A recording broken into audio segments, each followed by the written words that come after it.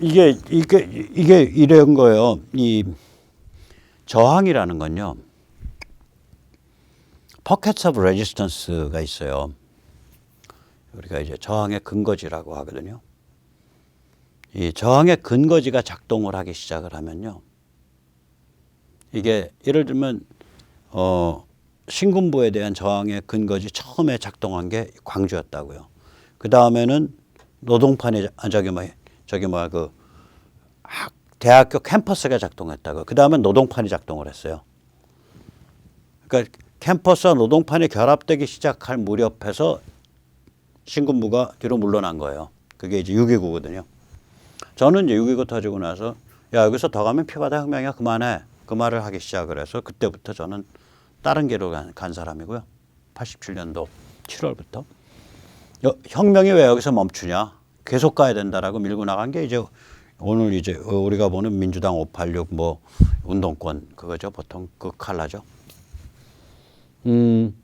그런데 이런 식으로 뭐냐면 이 Pockets of Resistance라는 개념이 이게 군사학 개념인데 저항의 근거지들이 안 쓸려 나가고 버티잖아요. 그러면 그 근거지 옆에 또 근거지가 확장되고 이렇게 되는 거예요. 지금 저항의 근거지가 제가 보기엔 미국이 그렇게 풍부할 수가 없어요. 일단 밑바닥이 1억 명이 부정선거다라고 생각하는 거 아니에요. 유권자의 절반이 부정선거다. 선거를 훔쳤다. 그 다음에 요번에 다운밸런스에서 이겨가지고 특히 경합주 쪽 카운티의 커미셔너, 그러니까 시장 뭐 서장 합쳐놓은 그런 인물이에요. 그 다음에 카운티의 교육청장부터 시작을 해서 주의회, 지금 공화당이 상하원을 다 휩쓸은 주가 31개인가 돼요. 훨씬 많아요. 인구로도 그렇고 주수로도 그렇고. 상하원을 다 휩쓸은 주가. 그 다음에 공화당이 상하원과 주지사까지 휩쓸은 게 이번에 18개인가 나와 있거든요, 지금. 이거 앞으로 더 확대된다고, 이제 2년 후에. 그리고 공화당이 이번에 하원에서 많이 따라잡았죠. 상원에서는 좀 한 석 잃었지만, 한 석인가 두 석 잃었지만. 그래서 이게 그 아까도 보셨잖아요. 주지사들이 연방정부에 들이받고, 그다음에 그 검찰총장이 어디에 기소한다 그랬죠? 주 검찰총장이 트위터, 페이스북 이런 거 기소한다 그랬잖아요. 너희들 뭐 어쩌고 저쩌고 하면. 그다음에 텍사스에선 주법이 트위터, 페이스북 같은 거 막아내는 그런 주법 통과시키려고 그러고 막 여기저기서 막 이렇게 튀어나온다고요. 이게 지금 이래버리면요.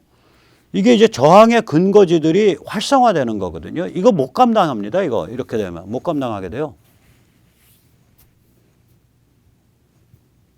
네, 군사격언은 저항의 근거지, 저항 주머니, Pockets of Resistance라 그러는데 이거 못 감당합니다. 이렇게 되면.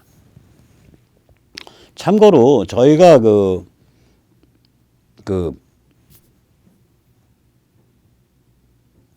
전 세계에서 몽고에 대비해 가지고 제일 오래 싸운 나라죠. 30년인가 40년 싸웠잖아요. 이게 어느 정도 오래 싸운 거냐면 그 훌륭하고 그 강력했던 그 초원지대의 도시국가들, 뭐 사마르칸드 이런 데들이 보름 만에 함락되거든요. 그냥 저희가 30년인가요? 이게 왜 그러냐면 산으로 도망가고 섬으로 도망가서 거기서 싸우는데, 그래서 저희는 다 옛날에 도시에 성곽이 없잖아요. 아니, 도시에 성곽이 있는 데가 드물잖아. 서울이 있고 뭐 몇 군데 있죠. 도시 대부분 보면 산성이에요. 산성이라는 게 마운틴 포트레스거든요. 산의 요새. 사람들이 다 올라가서 산에서 싸우는 거예요. 그러면 이제 산성으로 밀고 상대방이 올라오면 산줄기 타고 도망가는데 그건 지리를 아는 사람만 도망가죠. 지리 모르는 데는 어디 가면 물을 마실 수 있고 어디 가면 뭘 좀 쉴 수 있고 이걸 모르니까 꼼짝 못하는 거예요. 지리 모르는 데는. 이런 게 이제 Pockets of Resistance예요. 천지 사방이 다 저항 이거죠. 이제 그거를 그런 식으로 작동하지 못하도록 전격적으로 한 며칠 만에 함락시킨 데가 거기가 저거죠. 청이죠. 홍타이지. 그래서 기마병력이 밀고 내려올 때 강이 막으니까 딱 만주에서 숨어 있다가 강물 얼어붙었을 때 그냥 치고 내려오잖아요. 도망을 못 가고 그러니까 너무 빨리 치고 내려와서 강화도로 못 가고 남한산성으로 들어갔다가 결국 포위당해 갖고 저기 뭐야 삼전도에 나와서 여기 땅바닥에다가 이거 9번인가 절하는 거 아니에요. 그러니까 아까 말한 저항의 근거지가 작동을 못한 케이스예요. 인조 때는. 이 저항의 근거지가 그렇게 무서운 겁니다. 이렇게 말 안 듣고 개겨버리는 데들이 밑바닥에 인구의 절반을 깔아놓고 개기기 시작을 하면 이거 감당이 안 되는 거야, 감당이. 자, 그래서 제가 보기에는 이게 이제 초조해지는 거죠. 초조해지는 거고, 초조해진다는 관점에서 보면 바이든과 시진핑이 완전히 닮은 꼴이 됐어요.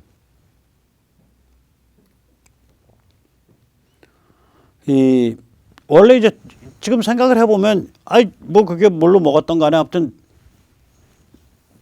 이기기 힘든 선거를 뒤집어서 먹은 거 아니에요.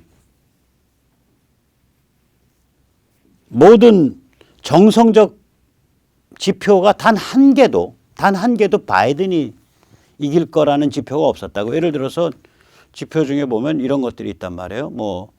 오하이오와 플로리다를 먹으면 반드시 이긴다. 뭐가 되면 뭐가 된다. 뭐가 되면 몇 프로가 되면 뭐가 된다. 이런 지표들이 있어요. 정성적 지표들이. 여기서 바이든이 이길 거라는 거 보이는 게 단 하나도 없어요. 수십 개의 정성적 지표 중에. 수십 개의 정성적 지표 중에 바이든이 승리를 할 거라고 예측되는 지표가 하나도 없어요. 이때까지 수십 년 동안 하나도 안 빠개진 지표들이. 황당한 케이스라고 이게 지금. 아무튼 그렇게 해서 먹었단 말이에요. 그럼 여유만만하게 진행해야 될 거 아니에요. 뭐 역대 최고로 먹었네. 오바마보다 더 해서 먹었네. 그러면 여유만만하게 진행해야 될 거 아니에요. 통합해야죠. 통합해야죠. 여기는 통합 말로만 하고요. 전부 문화전쟁 전격적으로 벌려가지고 지금 컬처워 벌려가지고 애국교육 다 없애버린다 그러고 그것도 천천히 무슨 연출을 해서 없애야 될 거 아니에요. 하루아침에 없앤다는 거 아니에요. 애국교육위원회. 애국교육위원회 이름이 1776 그러니까 1776 미국이 독립선언한 해죠. 1776 교육위원회거든요. 1776 에듀케이션 커미티예요. 애국교육위원회 이름이 1776 에듀케이션 커미티. 그거 다 하루아침에 없앤다는 거 아니에요. 그 다음에 뭐 군에 트랜스젠더가 뭐 입대할 수 있다는 등 이런 거 다 문화전쟁이거든요. 그 다음에 요새 MSNBC 같은 데서 나와서 보면 코멘테이터들이 뭐라고 말하냐면 빨간 모자 쓴 트럼프 지지자들은 이게 준 테러리스트이기 때문에 농담하는 척 하면서 드론 띄워서 드론에서 즉살해야 된다. 즉살. 미국 시민을 두고 하는 말이에요. 미국 국토에서. 이걸 농담 반농 반진으로 이게 뭐 하는 짓이냐고요. 제가 이거 보면서 문재인 586 참 착하네. 너희는 참 착하구나. KBS에 만약에 김어준이라도 그렇지. KBS 갈 것도 없어요.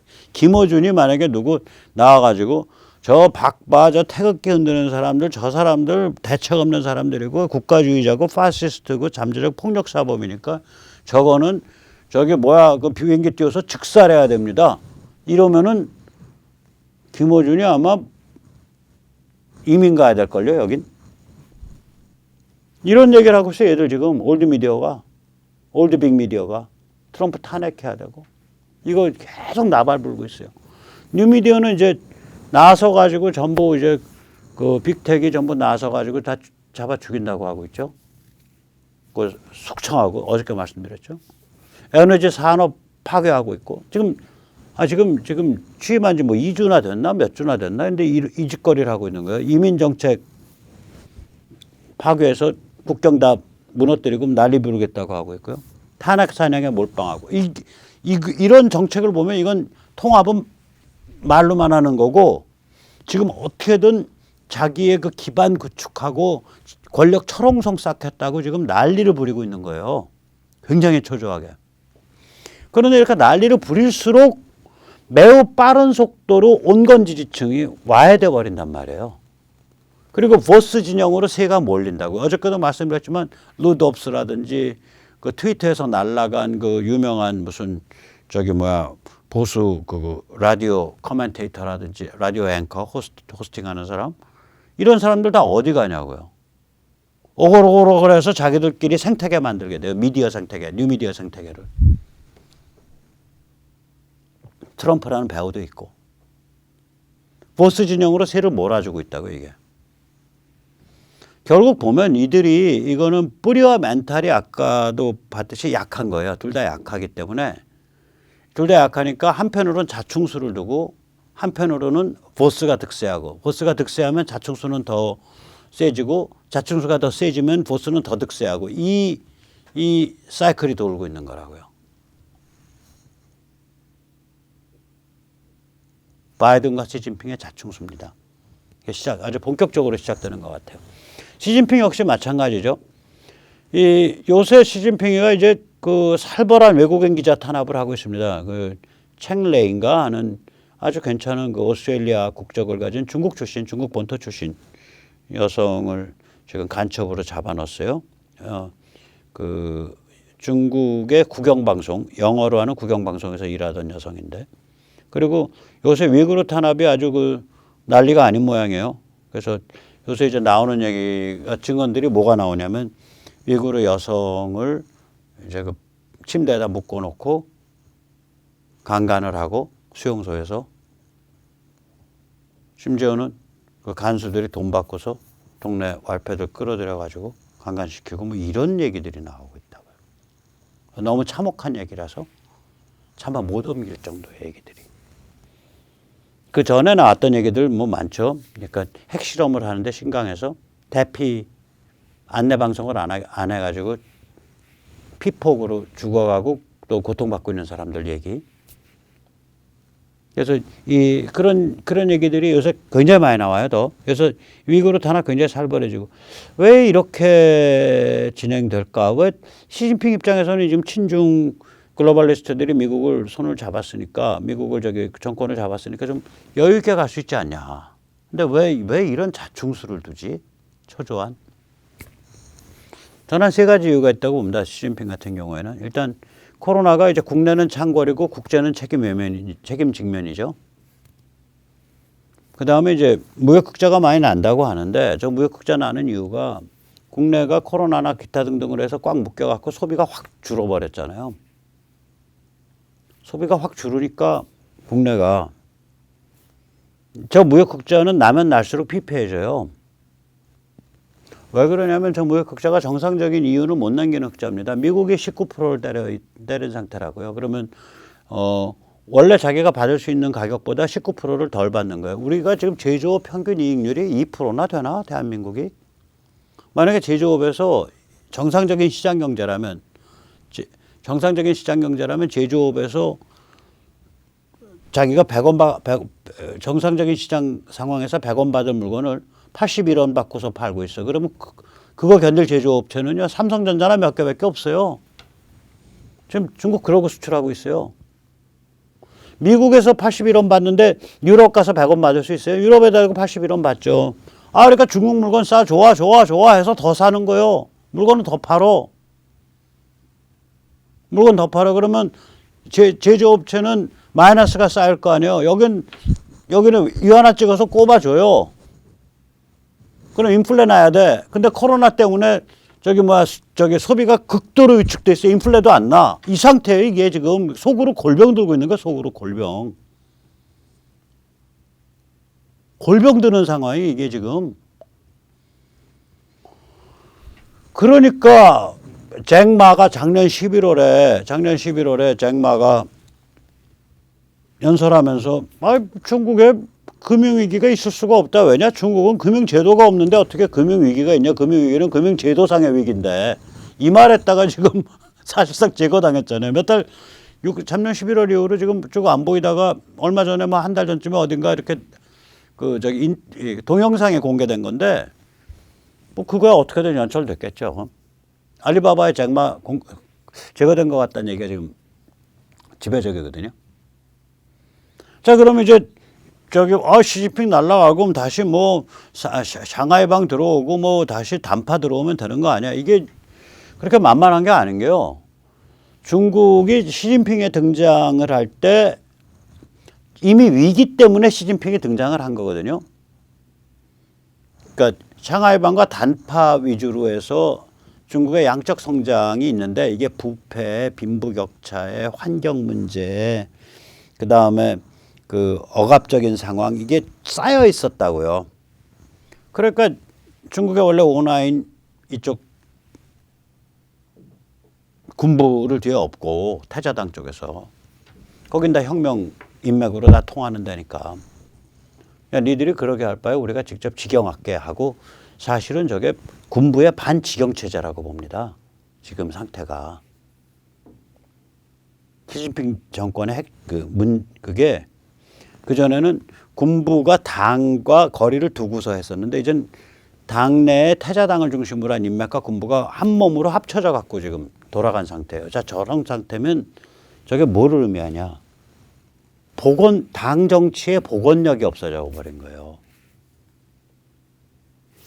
이거 총 가진 집단이 한 발 건너 있어야 당이 왼쪽으로 자빠졌다 다시 일어서고 오른쪽 자빠졌다 다시 일어서고 할 거 아니에요. 복원력이 작동할 거 아니에요.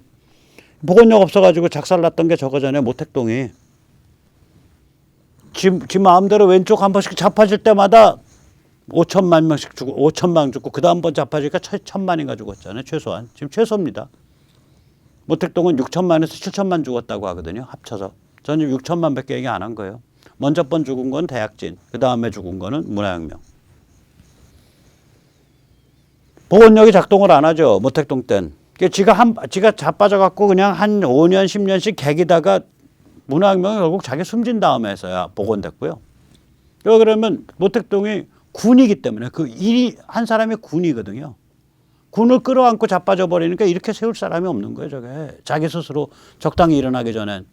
5천만, 6천만씩 죽어나간 다음에 지 혼자서 일어난 거예요. 일어나서 그것도 약간 뒤로 뺀 척하면서 그래 니들끼리 수습해봐 하고 한 7, 8년 뒤로 뺐다가 또 튀어나와가지고 또 한 번 자빠졌잖아요.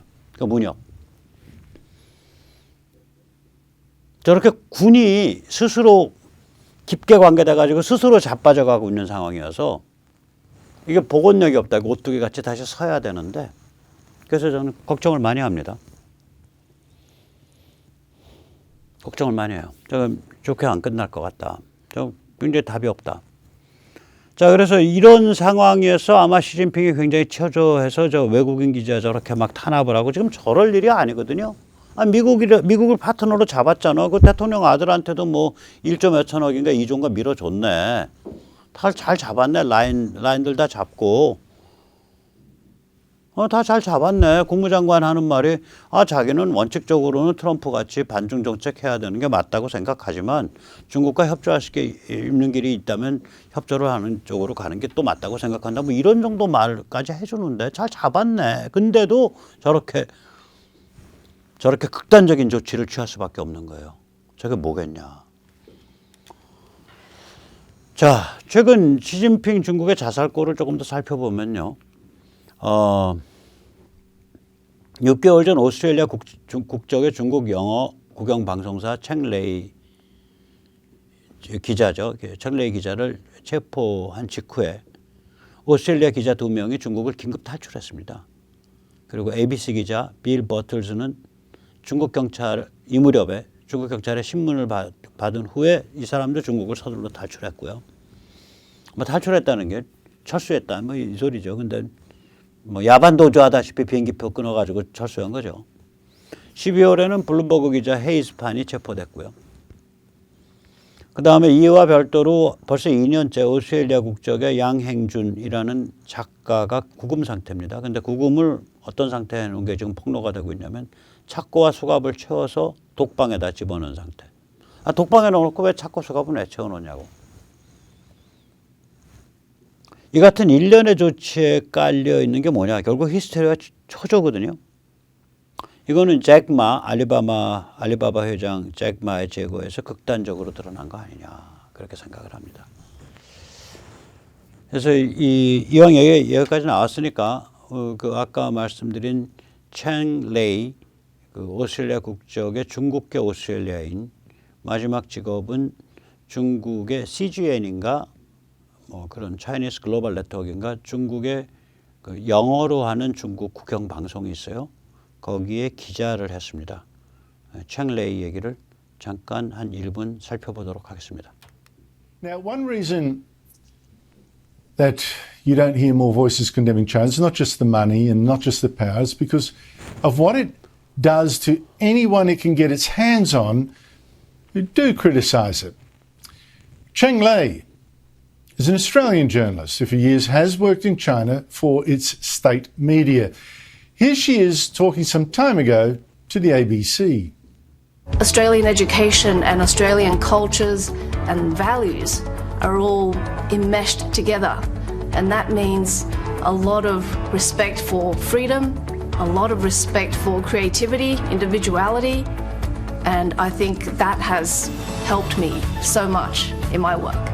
The beauty of an Australian education is not about what is taught, but more about what it doesn't teach.